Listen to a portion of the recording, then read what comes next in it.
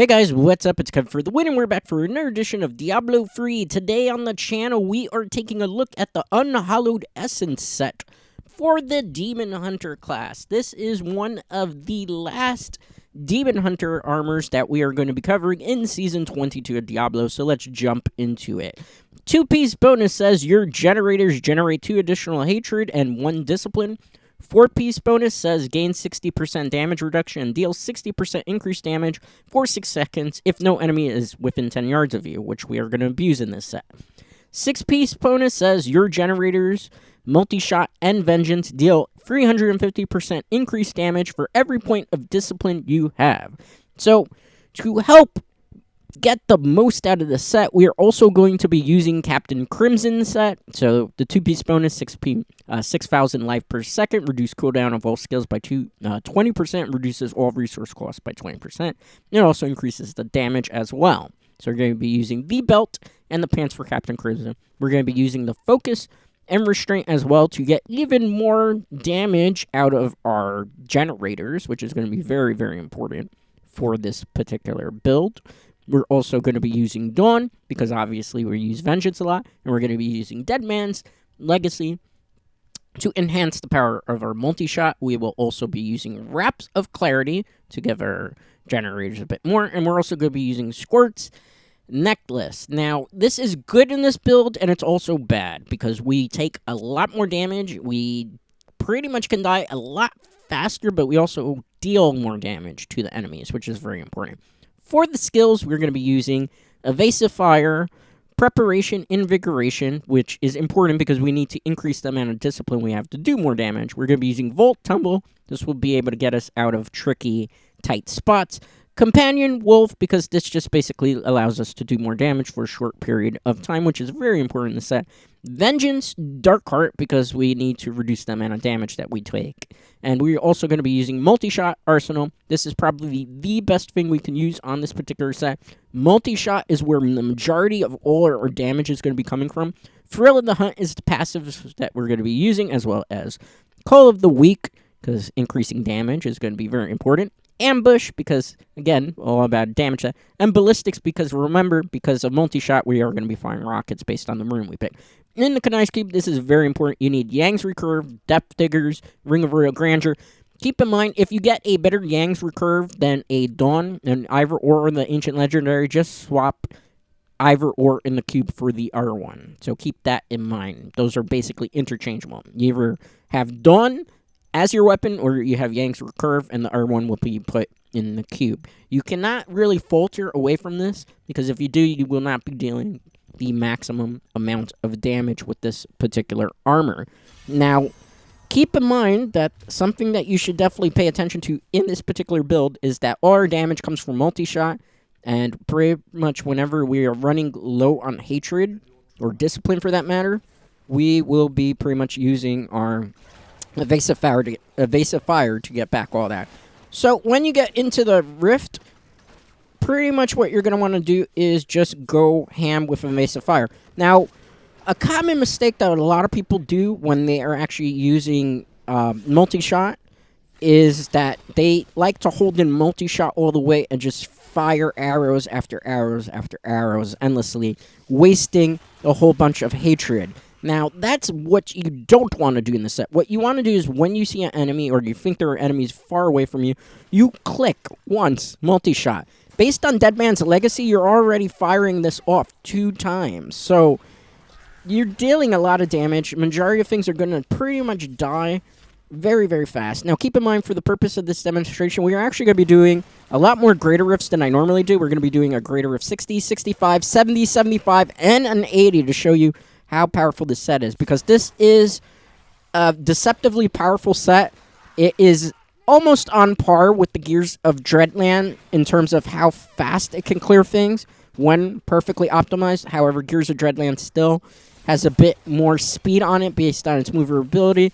Keep in mind with this set, you have to be very reliant on being far away from your opponent to be able to deal the maximum amount of damage. And why is that? Well, because of the 4-piece bonus, as well as what we use to modify the amount of damage that we're going to be doing in the set.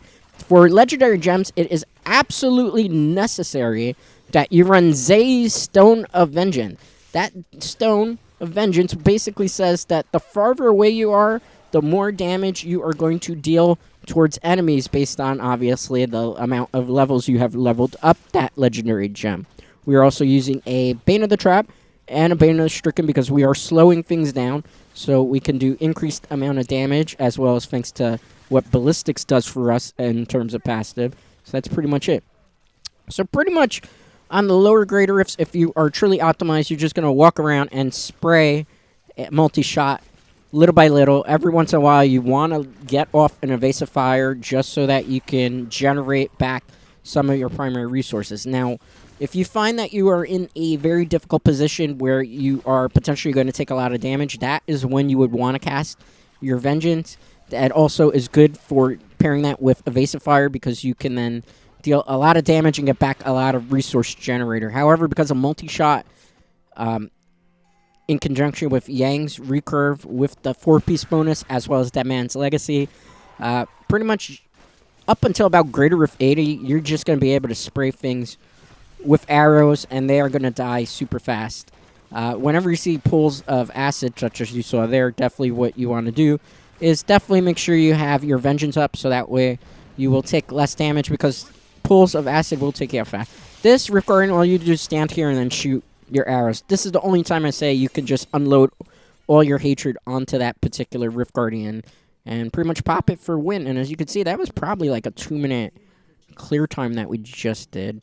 I'm leveling up random gems here, so keep that in mind for our armor sets that have not been featured yet. But we're using Zay's Stone of Vengeance, Bane of Trap, Bane of Stricken.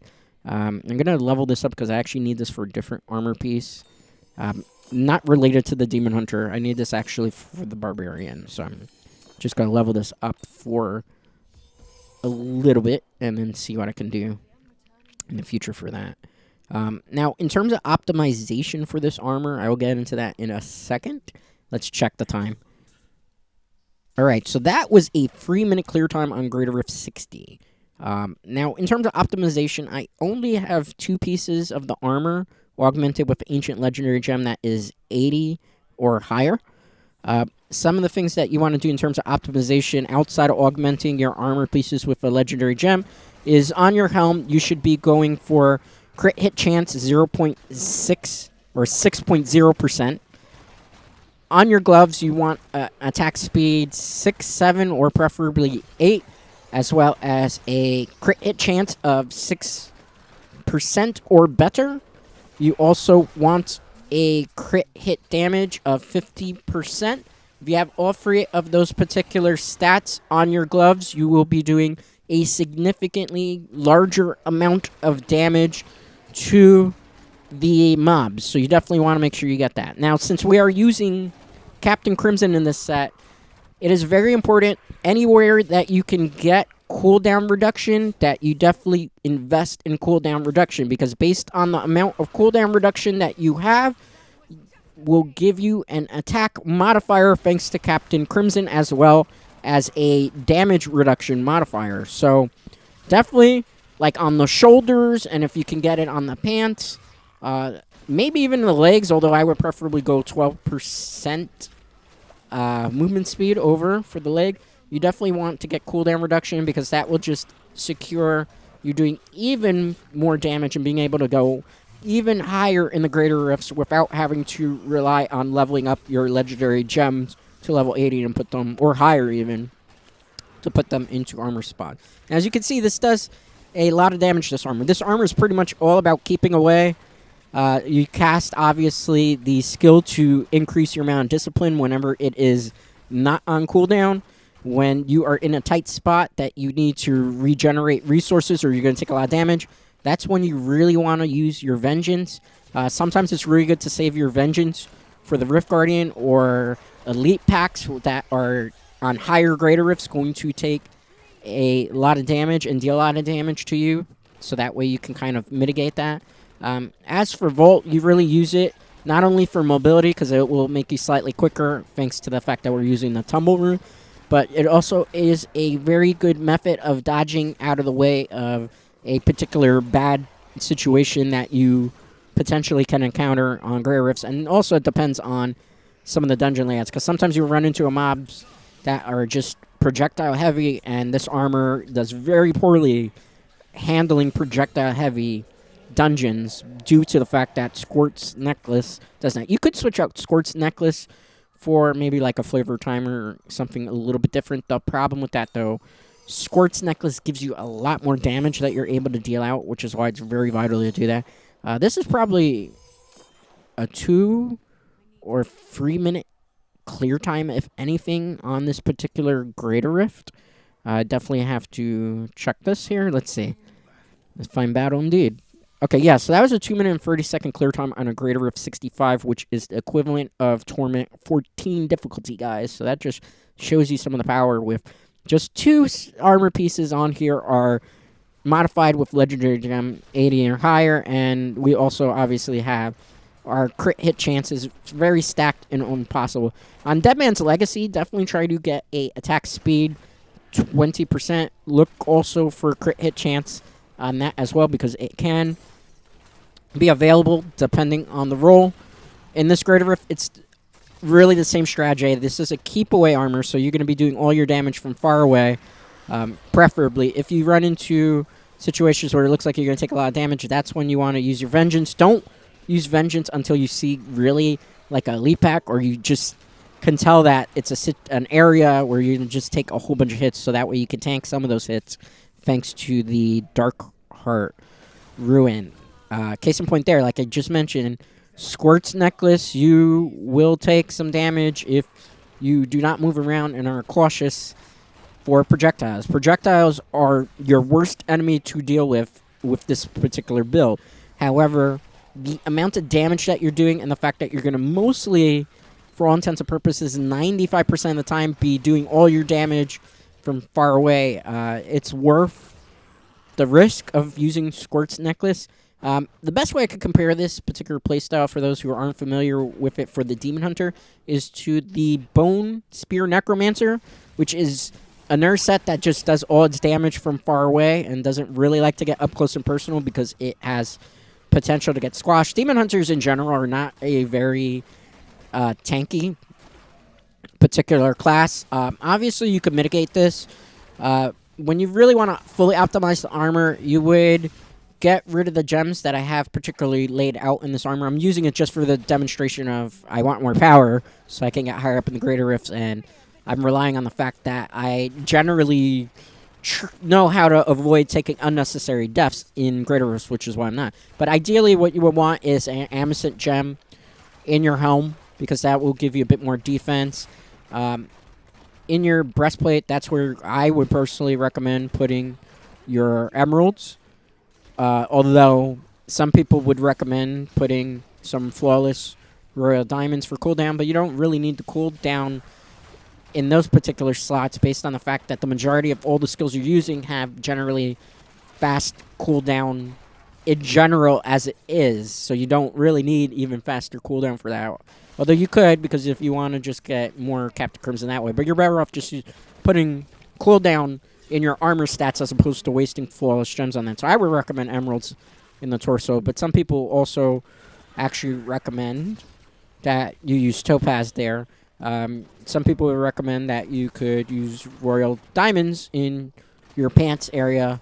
I'm going full green gems only because I just want to have more dexterity so I can get a little bit higher. But again, I play a lot of Diablo, so I can kind of navigate my way from taking hits that I don't necessarily will take. And I know, based on the amount of Diablo I play, how to kind of pretty much maneuver the system and know how far I can push without having to really go back and then swap out gems. But then, obviously, I'm going to have a link in the description to the armor set build via Icy Veins, and you can check it out, and they will kind of steer you in the way as to what gems you probably should use. But keep in mind, as you're going up in the Greater Rift, and if you're playing still like Season 22, or even if you're looking at this for Season 23 of Diablo, but I'll be going over all these armors again in that season, because there'll be changes to different classes and whatnot. Basically, what you'll be doing is the same strategy anyway. So there is a link in the description to the set build for those who need a more physical breakdown on paper, because there's some people who don't do visual. All right, so this is a Greater Rift 75 right now. This is where we're going to start using Vengeance. a lot more to be able to tank some of the hits. Case in point there, this is when things start to get a bit dicey for us because of Squirt's necklace.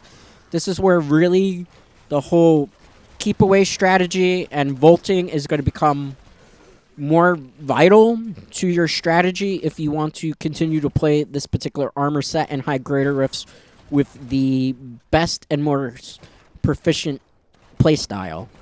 Now, as for Season 23 of Diablo, as we all know, the PTB is still currently going live. There is a projected date as to when Season 23 will be going live. Obviously, they do about 3 weeks of PTB testing. They get all their feedback in regards to the changes that they've made. Sometimes during the PTB, they augment things because of the player feedback on week 1 and week 2. Sometimes they don't really augment and change things until the very end after they get all the feedback. But usually what it is 3 weeks of regular PTB.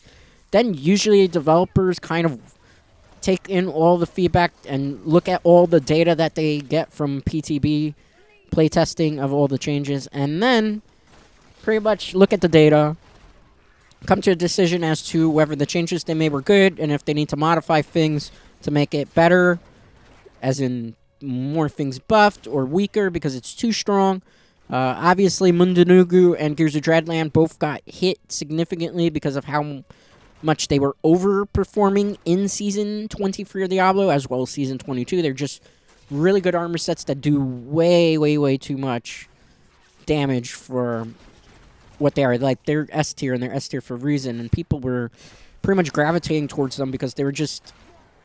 They're so easy to play that it's, like, foolproof in their strategies. As opposed to this. Like, this Unhallowed Essence takes a bit of getting used to because it's a style. You just can't get super aggressive. Case in point here, I'm taking a lot of hits, so I have to... Yeah, now I'm not doing too hot, so I have to move farther away. This is Squirt's necklace in action as to why I'm taking a tremendous amount of damage, particularly here. So again, with this thing, always make sure you have your Vengeance when you're on high greater rifts up. Then you're going to multi-shot from far away. Definitely make sure that you're using the skill to increase your amount of discipline, as well as from time to time, when your wolf is not on cooldown, click it because it will do more damage for you. As you see with this armor, when you get a lot of projectiles coming at you on the screen, this is when it starts to fall out.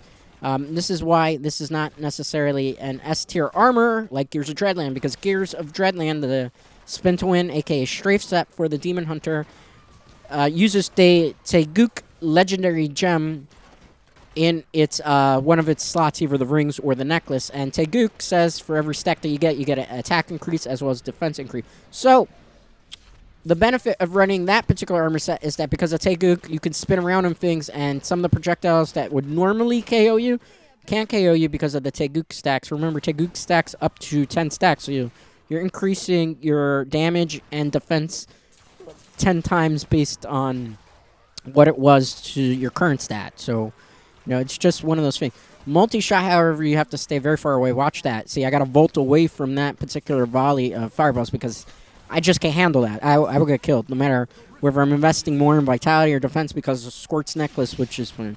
So you know what? If you don't want to take so many hits, but you are willing to sacrifice dealing a certain amount of damage, which also will affect your clear time, you could take out the Squirt's necklace. I don't recommend it.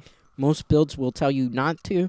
Remember, when you're high up in greater rifts, you are going to die a couple of times because that's just the nature of high greater rifts in Diablo 3, and especially if you're not playing like a S-tier armor, which, for that, Demon Hunter, it's hands down Gears of Dreadland. So, you have to keep in mind. This armor is really good. This armor, if you fully optimize it, this can take you on solo play, I'd say about greater rift 130, maybe even 135, depending how your playstyle is. This is a greater rift 80. There's high potential here that I am going to take a significant amount of deaths. I'm going to do my best to vault around. Keep in mind, it is very difficult to play Diablo 3 on high levels and also commentate over. So, that give me a little bit of credit for this particular videos that I do sometimes, the stress I go through. I know some people on the comment section in previous videos were like, well, why don't you do higher greater rifts? Well, there's good reasons for that. As I've mentioned before on the channel, All these videos are visual and basic guides for Diablo 3 players, particularly those who might come from maybe the console versions like the Nintendo Switch platform where they are not super familiar with all the nuances. Now, if I do a high greater of 130 and people copy this guide and then try to jump into a greater of 130 and they are not optimized truly, they are going to get squashed. And then they will probably come back to the channel and ask me, well, why can't I do these things? And that's because they're not fully optimized, which is why I do greater if 60, 65, 70, and sometimes 75 as well.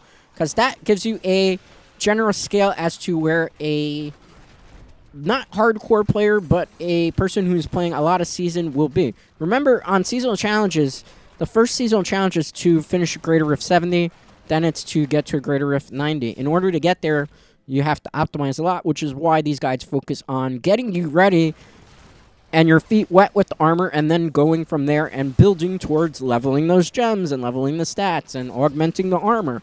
All these things are necessary in order to do higher tier play in Diablo 3, which is something that maybe sometimes people in comments that asks why I'm not doing greater don't really sometimes grasp the concept that these are guides for newer players and players who maybe are not familiar with particular armor sets so that they can get a feel for it.